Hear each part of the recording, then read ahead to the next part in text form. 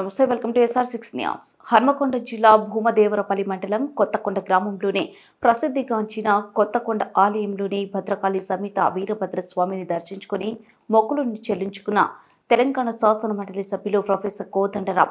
ఈ సందర్భంగా ఆలయ అర్చకులు పూర్ణ కుంభంతో ఘన స్వాగతం పలికారు. అనంతరం స్వామివారికి ప్రత్యేక పూజలు చేశారు. ఈ కార్యక్రమంలో ఆలయ అర్చకులు, ఆలయ ఈవో చైర్మన్, స్థానిక నేతలు, ప్రజలు పాల్గొన్నారు.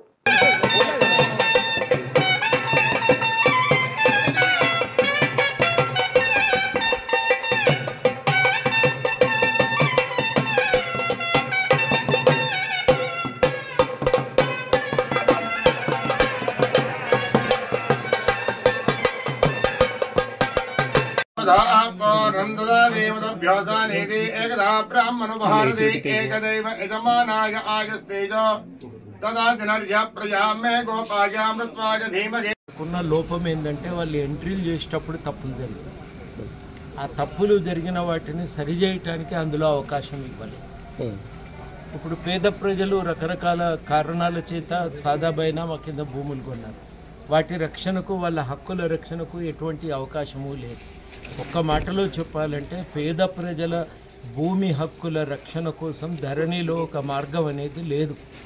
ఇవాళ ఈ కొత్త బిల్లులో ఆ పేద ప్రజల హక్కుల రక్షణ కోసం కూడా పలు రకాలైనటువంటి చర్యలను వాళ్ళు ప్రతిపాదిస్తున్నారు.